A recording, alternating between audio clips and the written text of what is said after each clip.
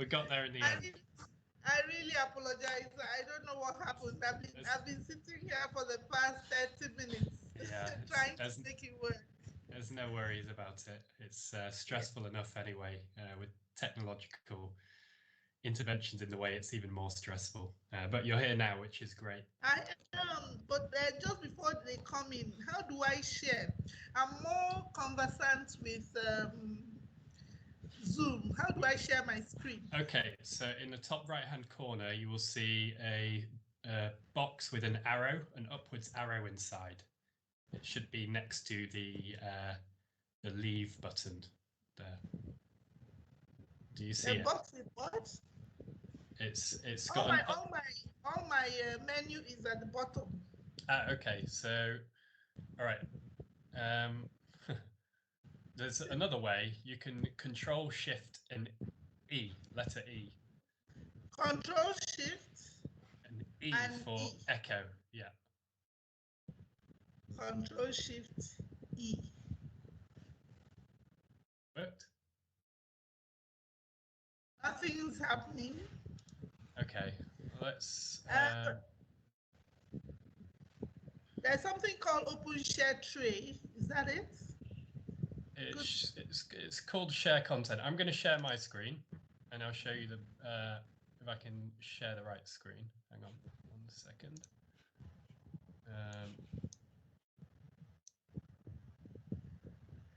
Okay. So do you see, what screen do you see? Let me see. Do you see this, my mouse? On the screen. But I don't have that. You don't have this? All the ones I have are at the bottom, and I don't have the bat. I have this. I have the mic. I have the people icon. I have the raising hand icon. You don't have anything that looks sort of like that, an arrow. There we can see your camera. You have one like that. Yes, that has a yes. Okay. But it says open share tray.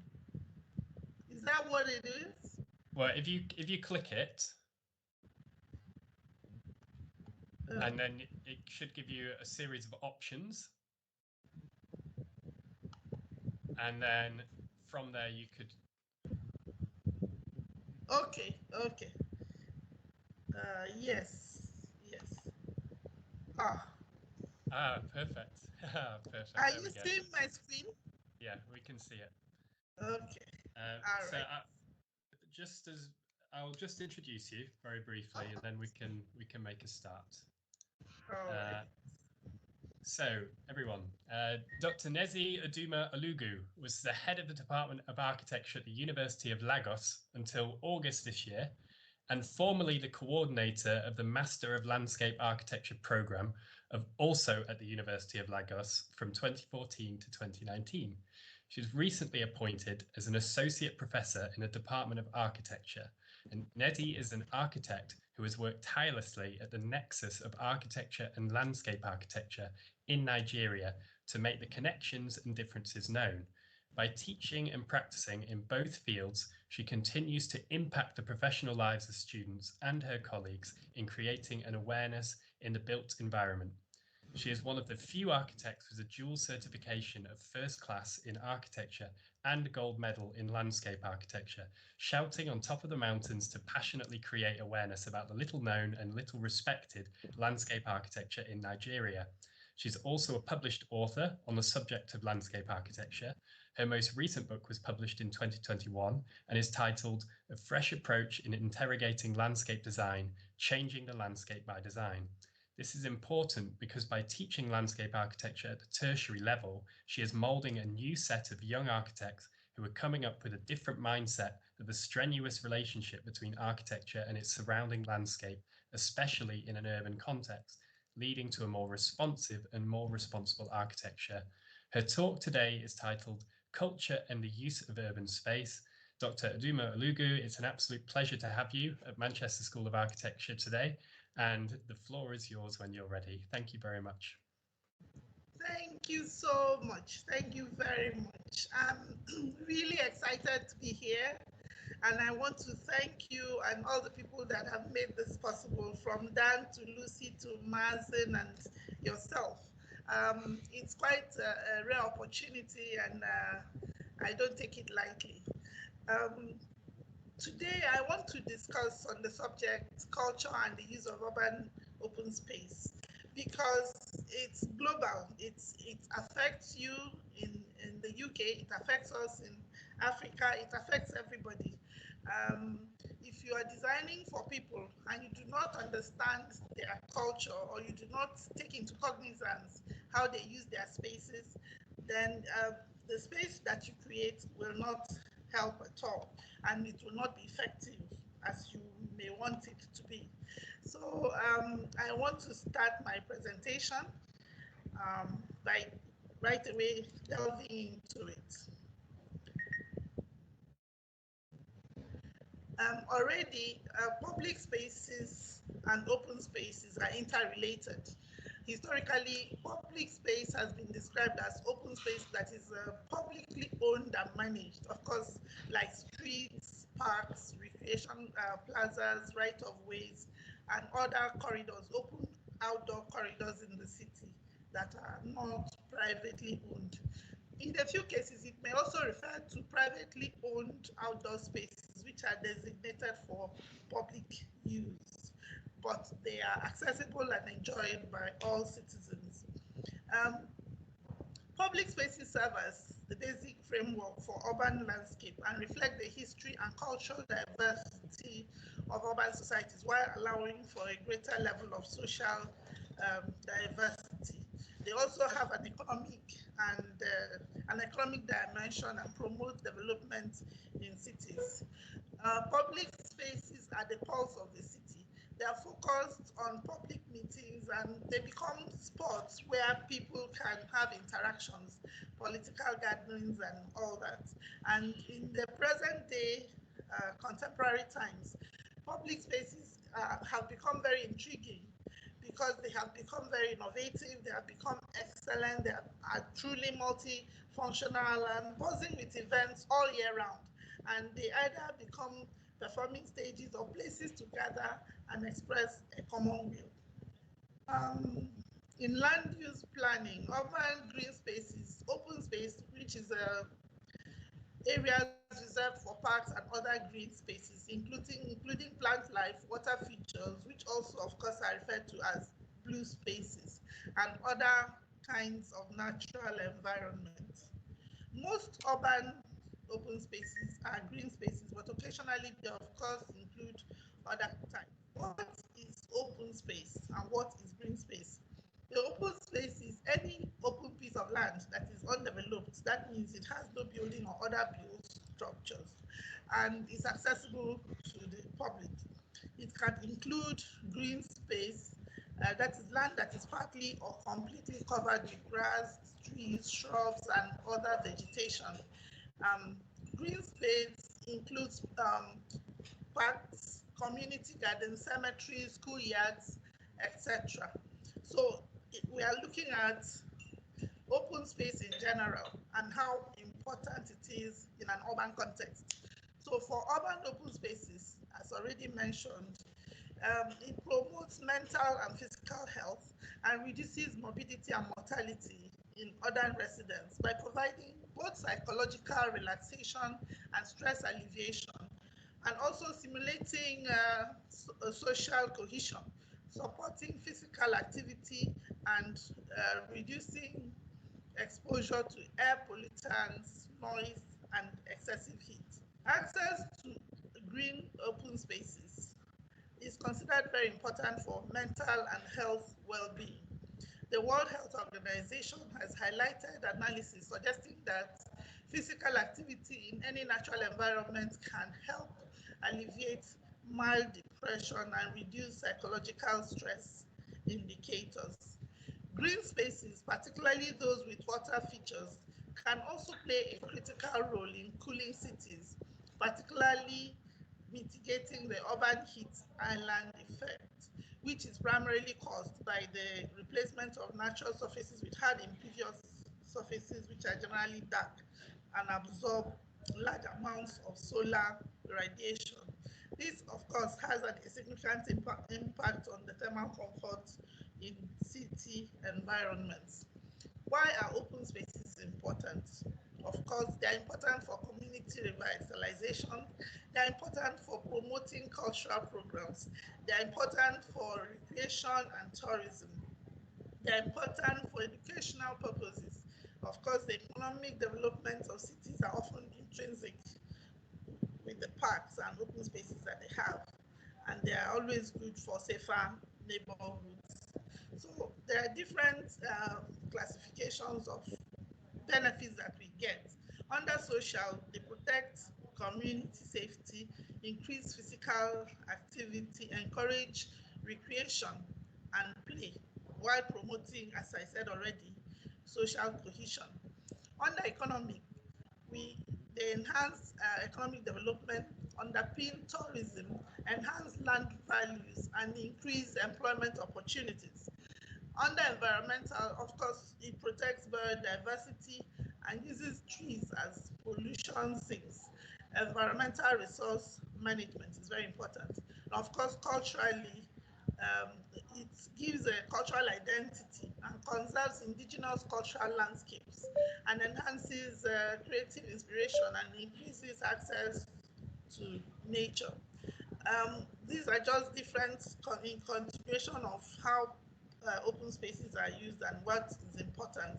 So what makes a great urban open space? The scale, the culture, the nature, the art that is exhibited in it, its connectivity with other aspects of the urban space, and of course, community cohesion. There's a quote that I have here which is critical to this presentation. It says, cultural matters are integral parts of the lives we lead. If development can be seen as enhancement of our living standards, then efforts geared to development can hardly ignore the world of culture. And this is by Amartya Sen.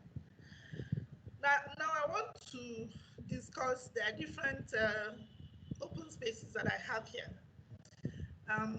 The first one on the top left is an open space in the old Oyo Empire, a very long time ago. Most African cities, well, I should say villages, have beside the palace of the king an open space that is multi-use. It's a multifunctional space, quite in the same way that we have the Greek Agora, and the same way that we have the Roman Forum.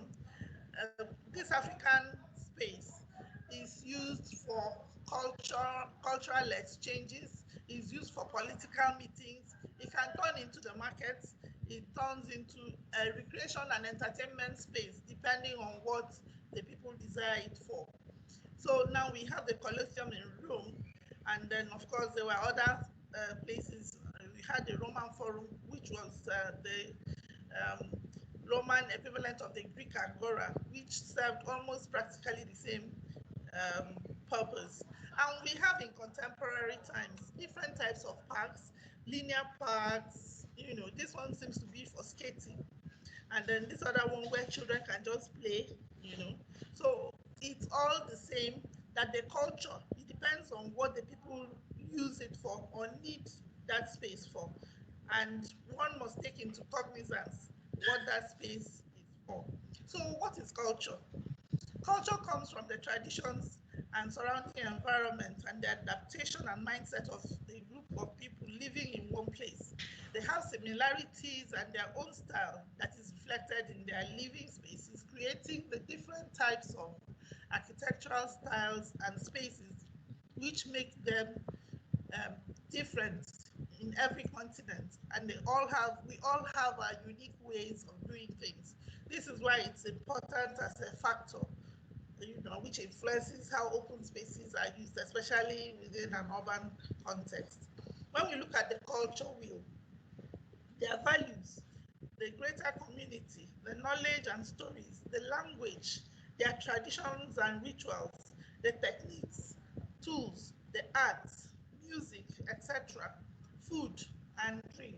All of this is specific to any particular group of people and changes even within Nigeria. There are more than 300 tribes, and even the ones that are related to each other, there are slight differences in how things are done.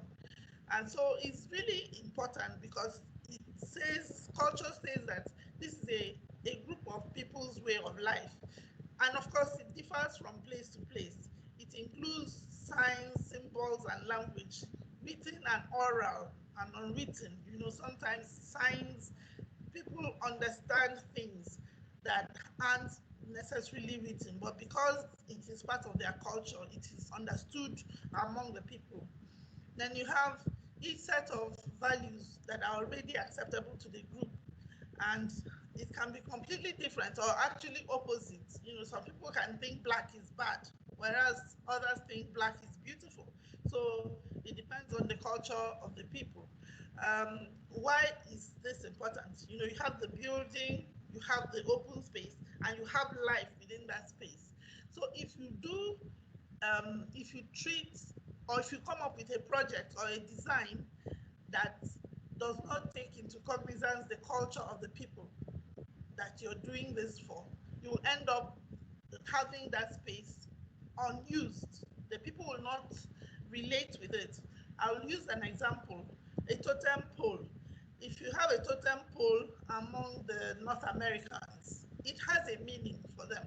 But you bring it to Africa, for instance, what does it mean? You think you're doing art and then you put a totem pole. They don't know what it is. They'll pass by it and it makes no meaning. However, there is a sculpted part kind of artwork that has what is called CBD. It has carvings which make meaning.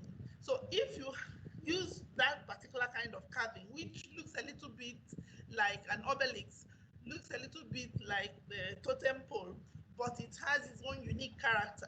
When they see that, in fact, it will be more interesting because they will try to interpret what exactly it's saying. I'll use another example. Among the Yoruba people, there is what they call a talking drum. If you put a talking drum, somebody else will just be dancing, thinking it's just music, whereas the people it is talking to know what it is saying. I also want to use another example. My people, the Igbo people, we have not just the Igbo people. I come from Ohafia, which is a warring tribe, and we have what I call the Ohafia war dance. This dance has a particular music. So when they're playing the music, you think they're just singing, but they are using it to encourage themselves and to pass music, pass messages to the warriors. And you think it's just a song, but not just that. That music is creating fear in the hearts of their opponents, but it's also encouraging them and sending the necessary message across. So physical environment has a positive or negative effect on people's perceptions of everyday life. Then the future of open space is dependent on it, because the more we create space that people can relate with, the more those spaces are relevant to them. And if a majority of people do not see that their needs or issues are addressed in the open space, those spaces will not be used or protected or increased. In the same manner, society and culture are all interwoven one together. So let me not stress on that. There are common cultural uses of open spaces: jogging, picnic, biking, social events, festivals, sports, etc. Understanding how different cultural ethnic groups value and use urban parks is crucial in developing appropriate design and management strategies for urban green spaces. For instance, in Turkey, people use urban parks generally for passive recreational activities such as picnicking, resting, relaxing, in contrast to Western countries where urban spaces, urban parks are generally used for walking, dog walking, sports activities, and then exercise. So cultural parks are overall regarded as positive and constructive tools whose performance is associated with preservation of heritage, and the overwhelming the nature and cultural divide. Why is culture a factor? This is because people are excited by values they can relate to. This is also because in discussing cultural values, it promotes genuine two-way engagement. It's also because new ideas take time to become established. So people and institutions resist change when it counters established organizational norms and culture. So if you're doing something that you want it to be quickly accepted, it's important to understand and inculcate the culture of the people. Now, some research I have come across has this to say. I don't know how true it is. Anyway, it says African Americans use open spaces mostly for sports and high preference for social and relaxing benefits. Then Caucasians use parks more likely on their own. They can go by themselves and just walk, take a walk in the park for walking, for jogging. And then 50% value parks for their aesthetic qualities. While Asians, Chinese in this case, are rare in parks, mostly elderly men socializing or doing Tai Chi. They see the park as an aesthetic element or gorgeous design, not as an expanse of green space for recreation and sports. Whereas Hispanics, they say, use parks in large social groups and food is often involved. So social and relaxation are highly rated elements. I want to go through a series of examples of some Nigerian urban spaces versus some continental urban spaces, and finally some international urban spaces. The Nigerian space I'm looking at here is Freedom Park, Lagos. This place used to be a prison during colonial times. In fact, a number of the people who fought for our independence were incarcerated here. Eventually, it was turned over. They stopped using it as a prison, and somebody recreated the park and made it into a very beautiful place. It still has history, and it has different, it has a museum-like end. It has space for relaxation, water body. It has space for cultural displays. People use it for different types of meetings. So it's a beautiful space, really, for people to come and reflect on the kind of life those people live. I think some of the prisons are still kept for people to just come and have a look. So it has tourist and recreational possibilities. Now this one is Agodi Gardens in Ibadan. Ibadan is in Oyo State, which is a few kilometers away from Lagos. Agodi Gardens, in this case, it has everything. It has a swimming pool area, it has picnic area, and all of that. But our people don't do too much of this. As you can see, the place is mostly empty. So I don't know which part of the town it is, but you can see a few individuals here and there, but it's not wildly used. Now this is Tinubu Square, which is a civic open space smack in the middle of downtown Lagos. I understand it was an independence gift from another country to Nigeria, so it's a very important open space. It was given to us by, I can't remember what country. So for a long time it was run down, but they just revived it. So it's called Tinubu Square. So it has a water body, it has a sitting area, it has flowers, but this space is mostly a passive space. As you can see, there's so much going on. There are markets around, there are all these high rises, there's a lot of commerce going on around it. And as you can see, it's all even locked up, so it's not even accessible to people to have a look. It's just for passive enjoyment of the space. Now, looking at a few continental urban spaces, urban open space. This one is Battery Park, South Africa. Gorgeous. It's a waterfront development. It's just gorgeous. It has sports. It has different aspects of water enjoyment. And this one is Kwame Nkrumah Park in Ghana.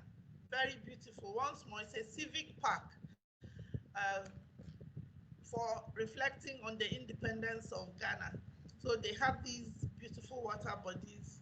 They have sculptures and things that help them reflect on nationhood. So it's just more like a stroll garden that people can walk up, and that's a picture, that's a statue of Kwame Nkrumah, and it has different other places. It's actually a tourist center. It's a beautiful place to go, and I think that is the mausoleum. I think the man is actually buried within that space. And a few international urban open spaces. We have this Greenacre Park in New York. Is a highly popular park, very small, but as you can see, the water body has been used so effectively, the sounds and the sight. It's in the middle of a very busy area, but it's a very small site. As you can see, it's tightly packed. People always come there for at lunchtime, at whatever, to enjoy the space, and they've taken cognizance of its surrounding. They further it's at a lower level so that the noise is further buffered from the streets, and a more enjoyable space is created. It's really a beautiful place. Has the flowers, the areas to sit, lots of people, lots of vegetation at different times of the and seasons of the year. It's a really popular place. Now we have Smith Plaza in New Mexico. This is a highly active park. As you can see, there's lots of young people moving around. So you can see that they have tried to cater for different people. There are some people just lounging on chairs. There are people that are skating. There are people just biking. There are people just walking across.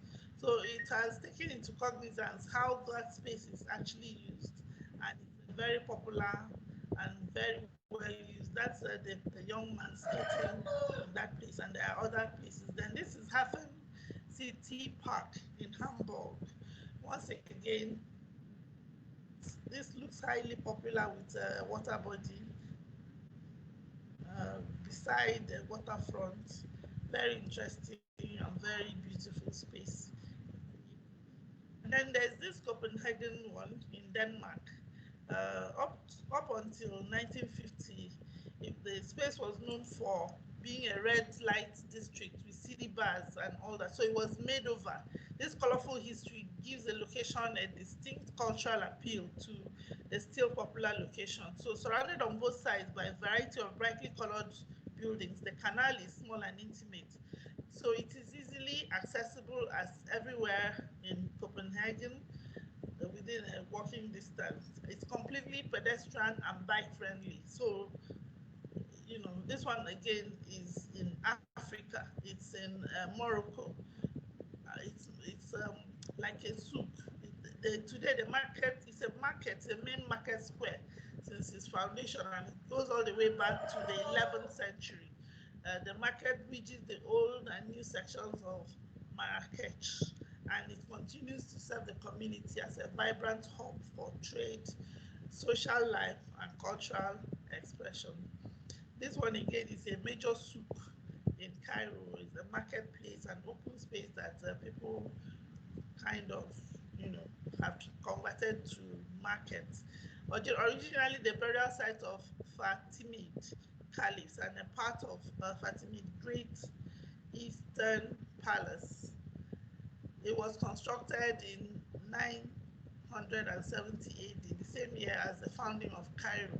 It has a labyrinth of narrow alleys, and it continues to function as the city's major center of trade and a popular destination for tourists and locals.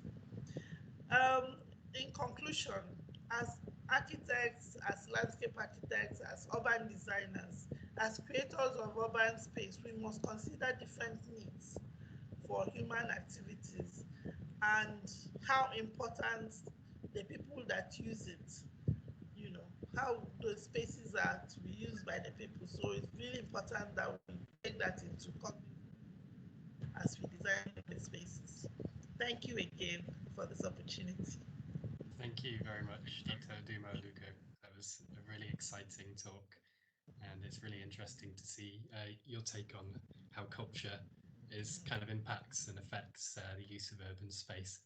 I open the floor now to questions. I'm sure some of our students will have some questions. Perhaps whilst they are sort of thinking about their questions, which you want to put in the comments or raise their hands.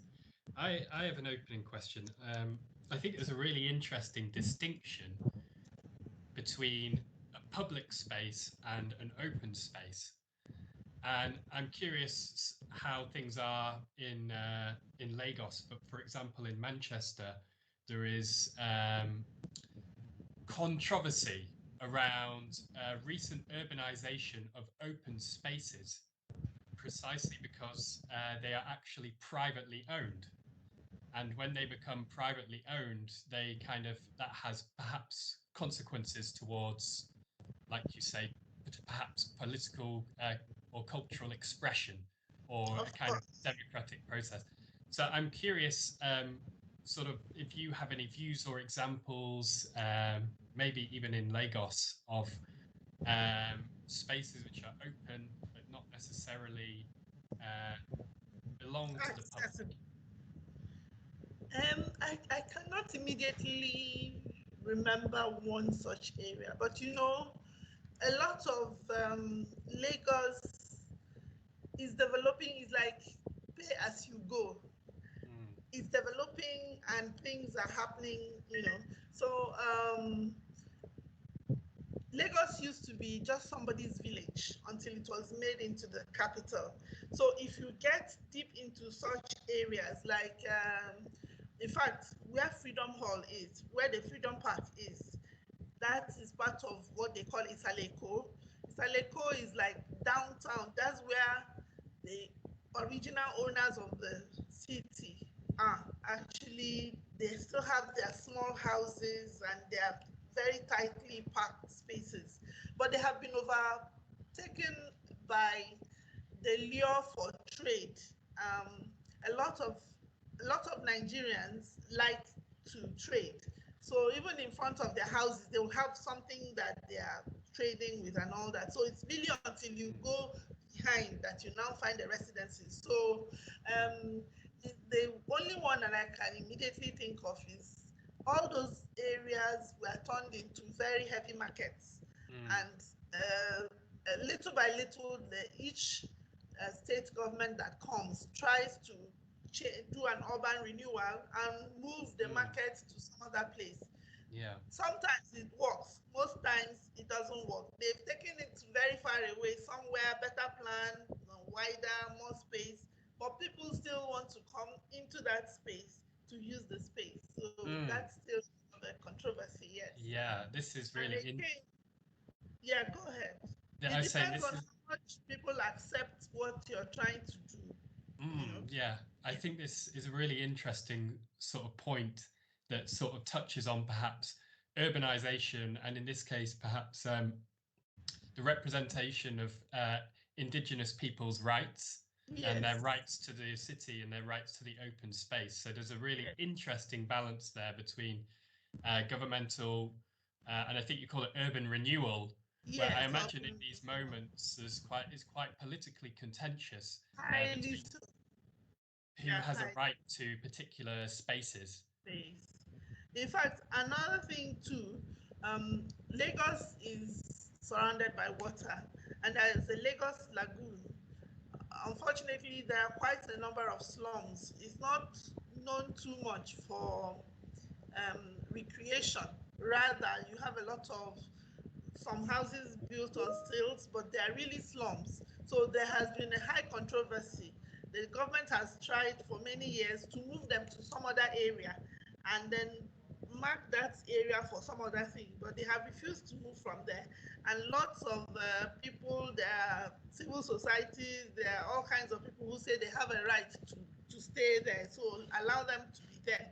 However, their being there is not helping the city because there's pollution, there's noise, there's all kinds of, and it's really quite an eyesore.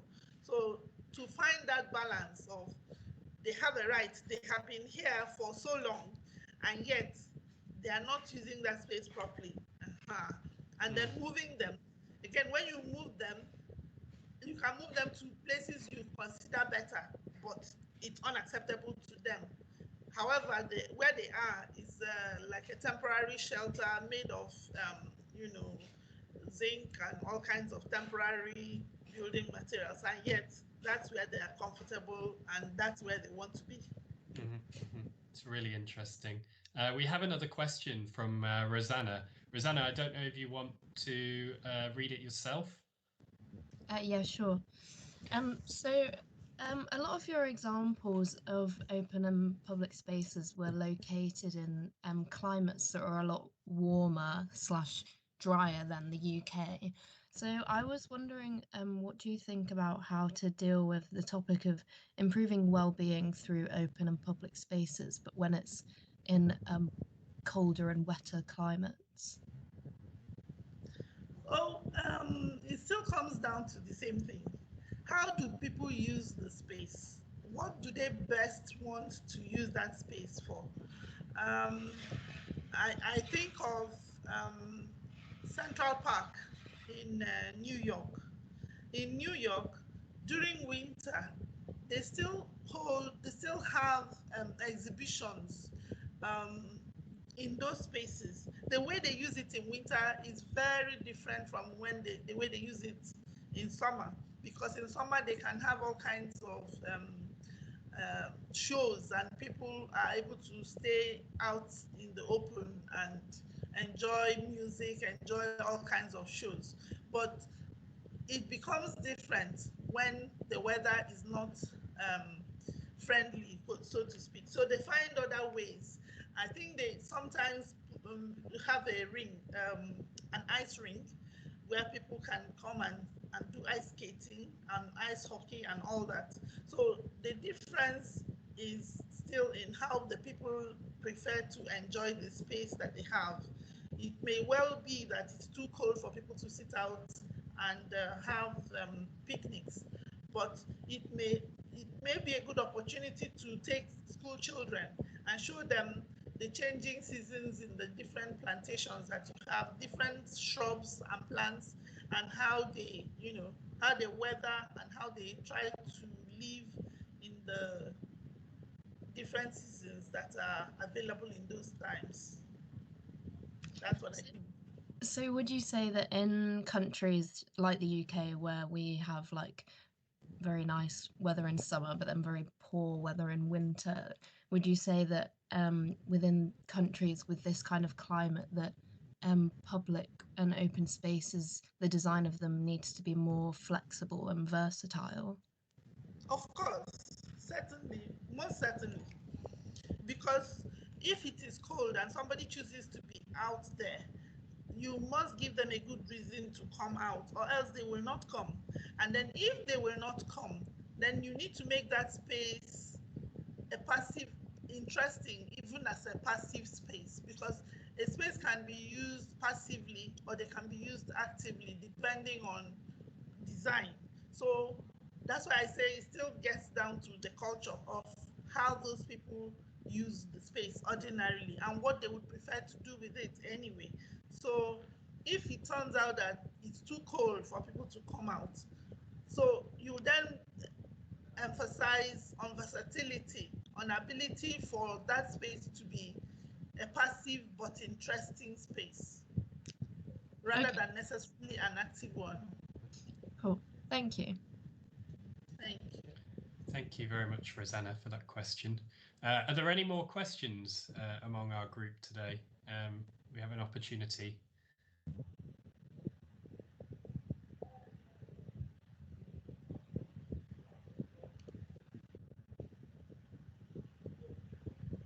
Hello. Yes. I have a question. Hi, Tianshu. Hello. And in China, all of the open space or public space, they have the close relationship with the business functions, like the shopping mall or some small store. But what your presentation before in this PowerPoint or in the UK, I found a lot of open space or public space. They have just a large garden. They did not have the close relationship with the business.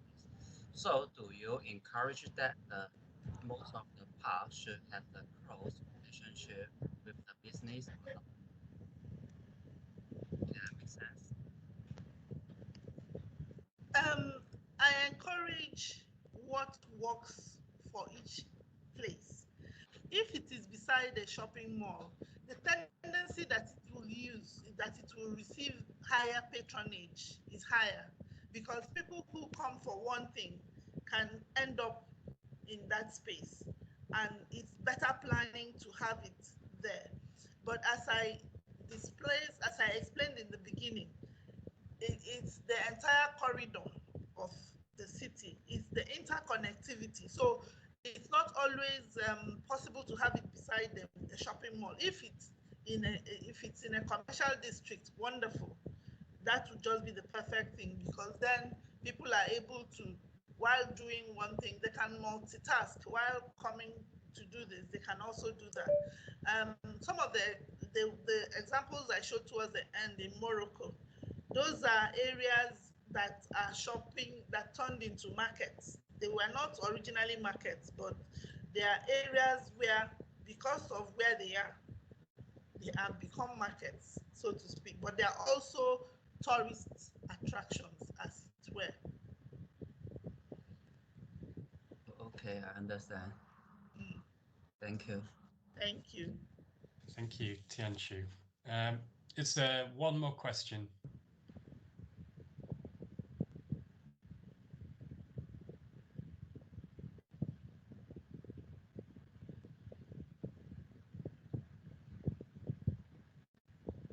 Let's see.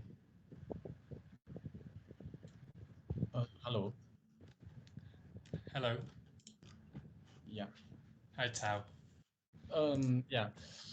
Because I just have a question for the pocket park, because right now, more and more city is with the more and more density, so the land is the free land is not enough for the city.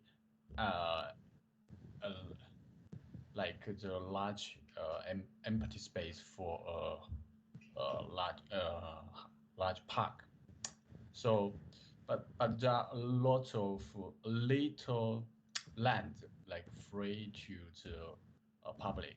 So um, there is there is some like idea to create like pocket park, but those pocket park they cannot have have more like attraction or more function for the city.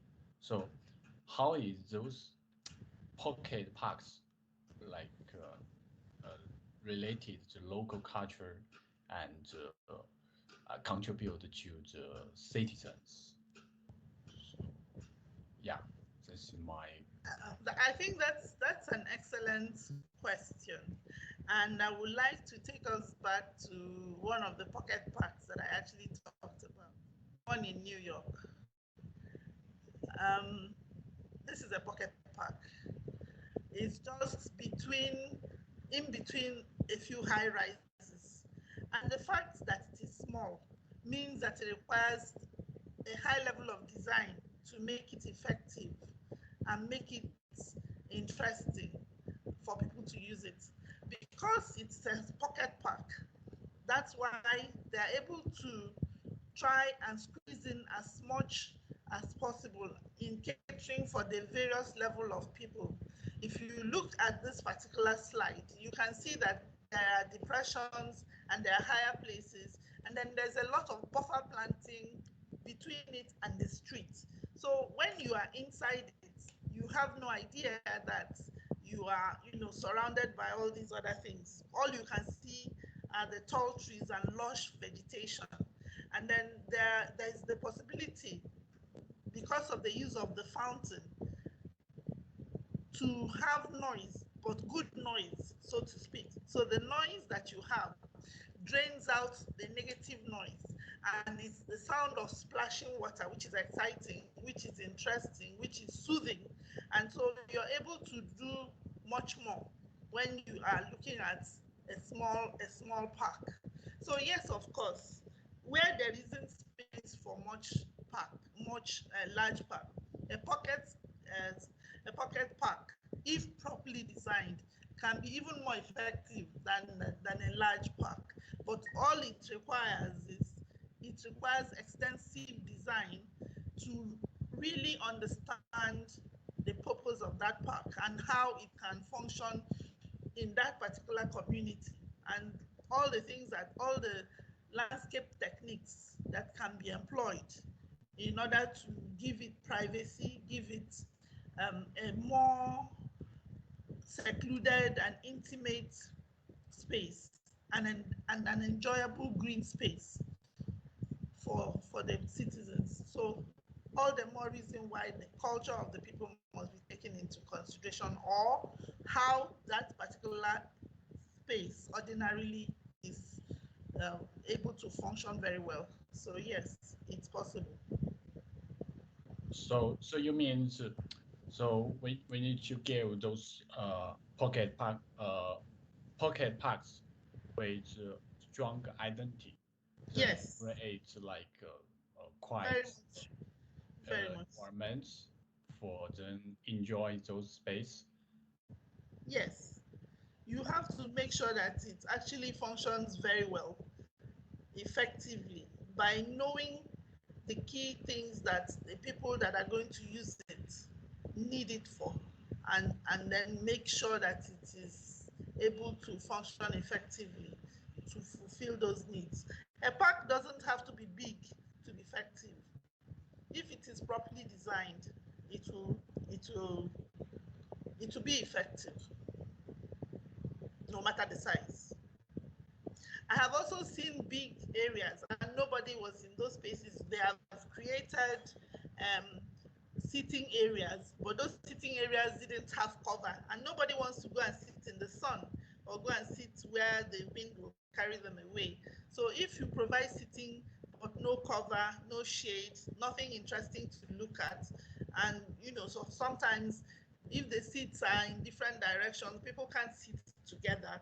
You may choose to go to the park with your friend. Well, when you come there, they sit. This one is facing north, the other one is facing west. You can't sit together. I mean, it becomes an ineffective space.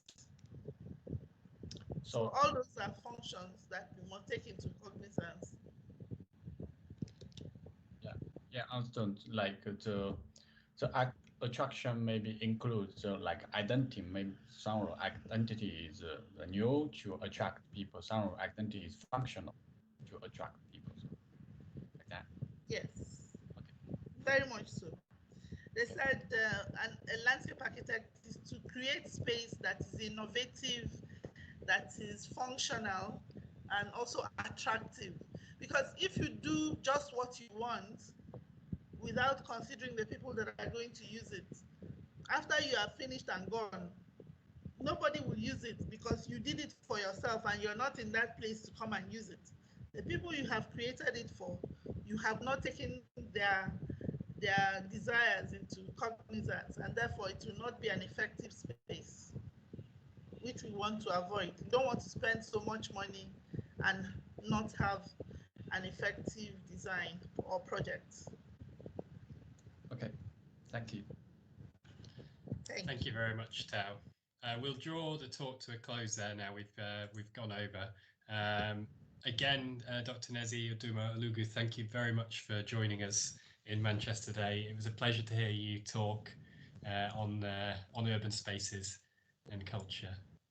Thank you so much for this opportunity. Oh, I'm afraid I can't hear you there.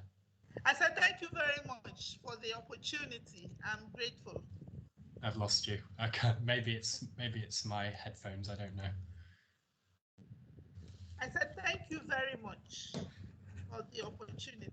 There we go. I can hear you now. All right. Yes, thank you once again. Yeah, we'll leave it there. All right. Take care. Take care. Bye-bye. Bye. Bye.